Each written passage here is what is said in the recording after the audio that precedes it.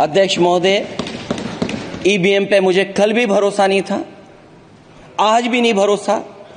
मैं 80 की 80 सीट जीत जाऊं तब भी नहीं भरोसा। और मैंने अपने चुनाव में कहा था अध्यक्ष महोदय कि ईवीएम से जीत करके ईवीएम हटाने का काम करेंगे। न ईवीएम का मुद्दा मरा है, न जाएगा खत्म। जब तक ईवीएम नहीं हटेगी हम समाजवादी लोग उस बात पर अड़ग रहेंगे। सभी प्रेस के साथियों का बहुत धन्यवाद देना चाहता हूं। हालांकि जिस दिन चुनाव हो रहा था और जिस समय वोट पड़ रहे थे उस समय भी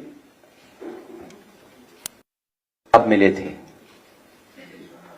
बहुत सारे वीडियोस, बहुत सारी जानकारी लगातार मिल रही थी, जिसकी सूचना हम लोग आपको भी दे रहे थे और आज के समय पर जो सोशल मीडिया उसके माध्यम से भी चुनाव आयोग और संबंधित अधिकारी तक बात पहुंचा रहे थे।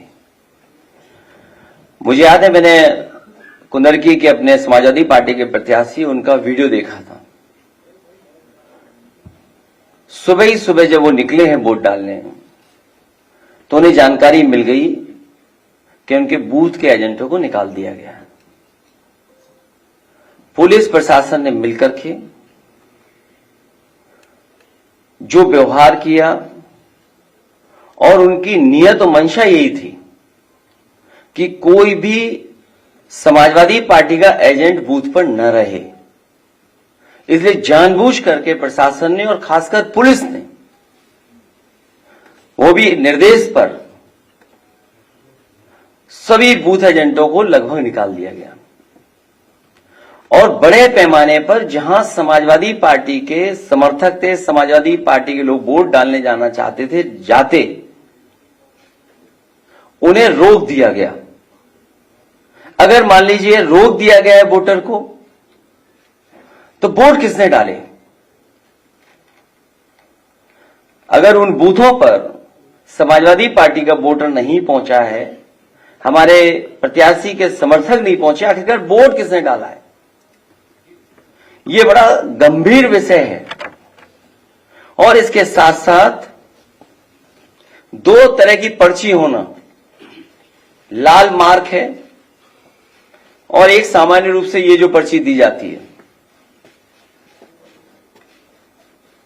ये लाल पर्ची, लाइन वाली पर्ची। उस दिन भी हम लोगों ने कहा था, जिस दिन वोट पड़ रहे थे उस दिन भी इस बात को कहा था कि इस तरह की व्यवस्था कोई प्रशासन ने बनाई है और जिसके कारण इस तरह का भेदभाव किया है। यहां वो साथी बैठे हैं जिनका वोट था लेकिन वोट डालने नहीं पहुंचे। अभी जब विधायक जी अपने तमाम साथियों के साथ यहां आ रहे थे, पुलिस को जानकारी मिल गई, कई गाड़ियां इनकी बंद कर दी गई।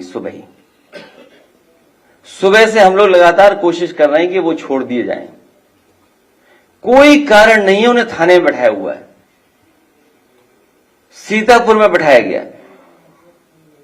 पहले एक थाने में रोका पुलिस ने, न जाने कहां से एसओजी की टीम आई, बैठा लिया उनको, उसके बाद दूसरे थाने में ले जाके बैठा दिया उनको। और इसलिए बैठा दिया कि कम से ये प्रेस से आमना सामना ना हो जाए, क्योंकि उन्हें पता था कि प्रेस होने जा रही है। एक और गंभीर घटना हुई है जिसके बारे में आपको जानकारी होगी, संभल की।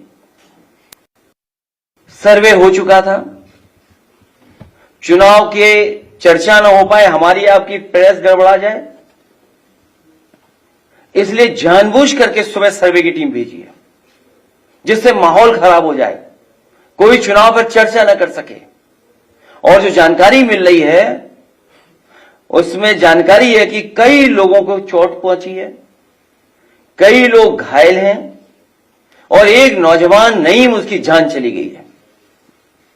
आखिरकार जब सर्वे हो चुका था मस्जिद का, तो दोबारा सर्वे क्यों करा ये सरकार? और वो भी सुबह और बिना तैयारी के। कानूनी और कोर्ट के जो प्रोसीजर, उसमें मैं नहीं जाना चाहता हूं कि दूसरे पक्ष की सुनवाई नहीं है, कोई सुनने वाला नहीं है दूसरे पक्ष को। और ये जानबूझ के इसलिए किया है कि आज किस बात पे चर्चा हो, किस इमोशन पे चर्चा हो, ये जानबूझ करके सरकार ने कराया है। ये जो संभल में हुआ है, बीजेपी सरकार, प्रशासन सब ने मिलकर कराया, जिससे कि चुनाव के धांधली पर, चुनाव की बेईमानी पर चर्चा न हो सके।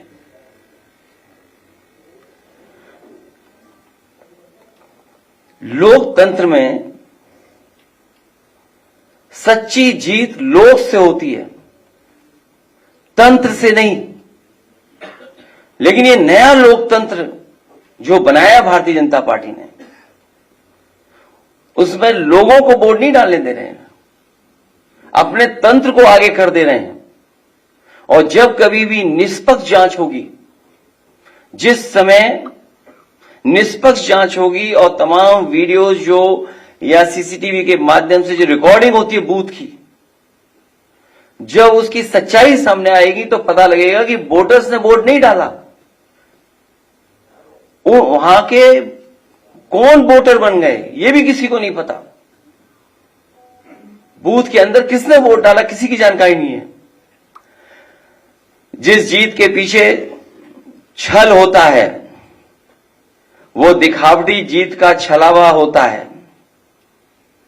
जो सबसे ज्यादा उस सीट को छलती है, जिसके छल करके जीत का नाटक रचा है। ये पूरा नाटक है इनका, भारतीय जनता पार्टी का। ये जश्न मनाना, लड्डू के नीचे लड्डू को रखने वाली जो वो थोड़ा बहुत जो मिठाई वाले लगाते हैं, बिना हटाए लड्डू खिला देना, ये सब नाटक था। ऐसी जीत जीतने वालों को कमजोर करती है, नैतिक रूप से उनके जमीर को मार देती है। बिना जमीर के जीने वाले अंदर से खोखले होते हैं। ऐसे लोग सबके सामने अपने को ताकतवर दिखाने की कोशिश करते हैं, लेकिन अकेले में आईने में अपना मुंह देखने से भी डरते हैं।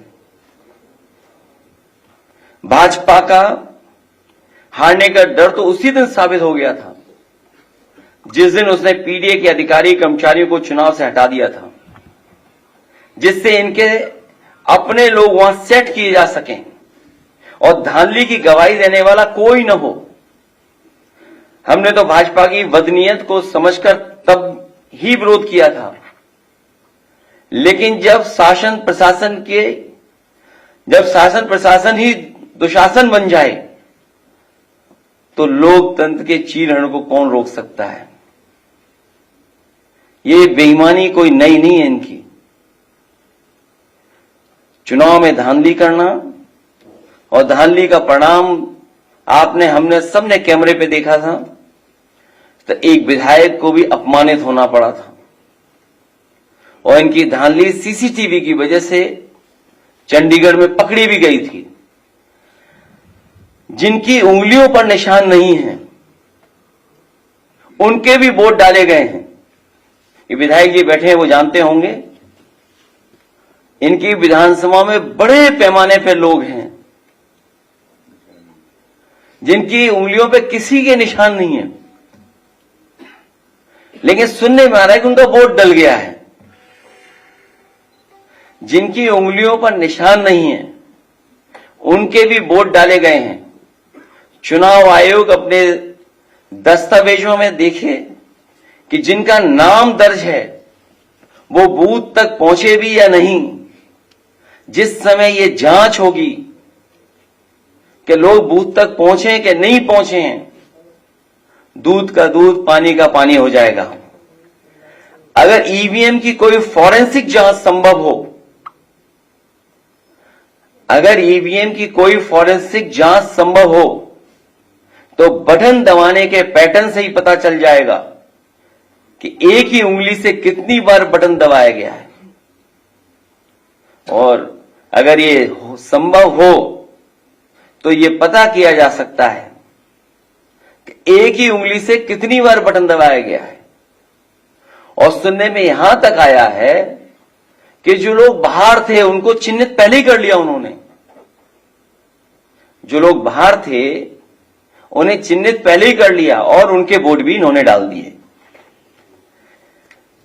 ये नए जमाने की इलेक्ट्रॉनिक बूथ कैप्चरिंग है। ये नए जमाने की इलेक्ट्रॉनिक बूथ कैप्चरिंग का मामला है, जो कोर्ट की निगरानी में होने वाली मतगणना में कैमरे के सामने हेराफेरी कर सकते हैं, वो अपने लोगों के बीच बूथ के बंद कमरे में क्या नहीं कर सकते। अगर पीडीए के अधिकारी कर्मचारी बदलकर धांधली न की होती तो भाजपा एक भी सीट के लिए तरस जाती, जैसे कि लोकसभा चुनाव में हुआ था। जब ऐसी व्यवस्था मिल्कीपुर में नहीं हो पाई तो वहां का चुनाव भी सरकार ने टाल दिया। और धांधली करने के लिए ही, और इस बात की भनक जब पड़ गई सरकार को कि जो लोग छुट्टी पे आए हैं वो लोग भी भारतीय जनता पार्टी के खिलाफ मतदान कर करके जाएंगे, तो इन्होंने चुनाव की तारीखें बदल दी थी। एक देश तब एक लोकतांत्रिक क्रांति की ओर बढ़ने लगता है जब उसे कहीं से भी इंसाफ की उम्मीद दिखाई नहीं देती। महंगाई, बेरोजगारी, बेकारी और चुनावी धांधली से आक्रोशित समाज एक सीमा तक ही सहता है।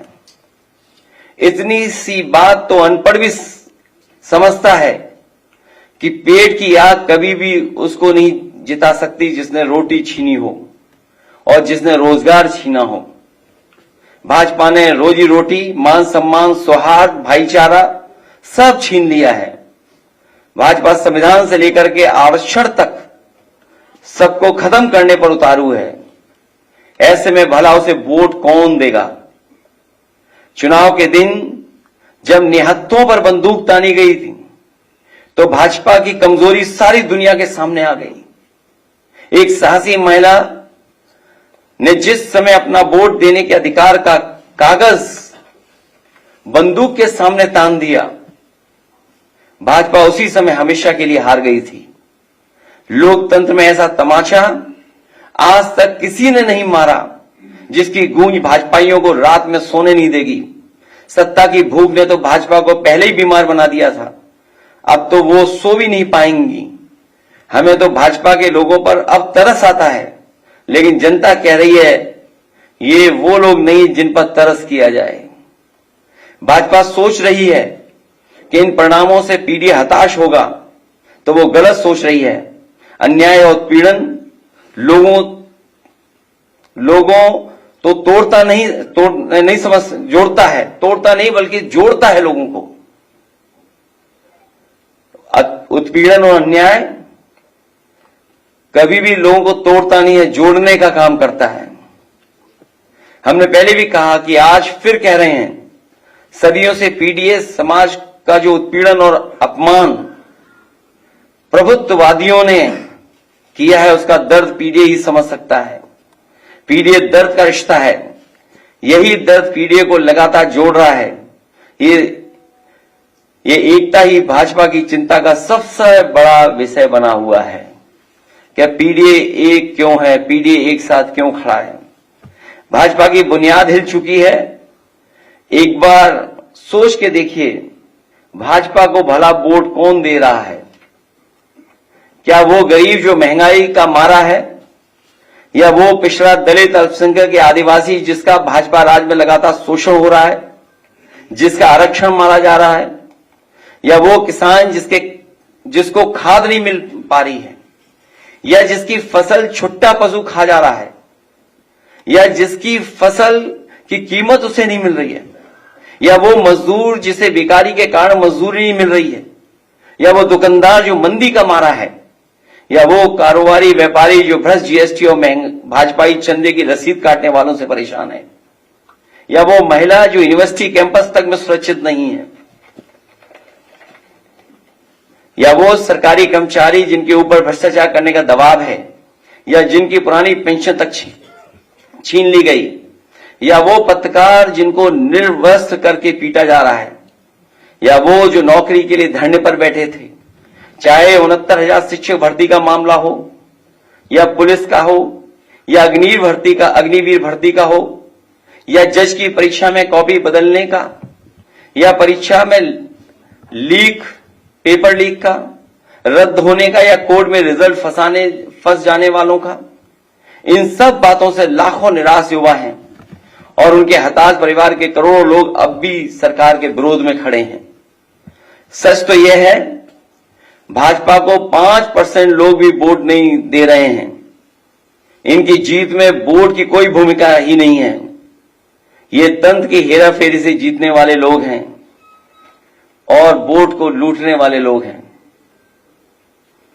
इसलिए ये चुनाव निष्पक्ष नहीं था।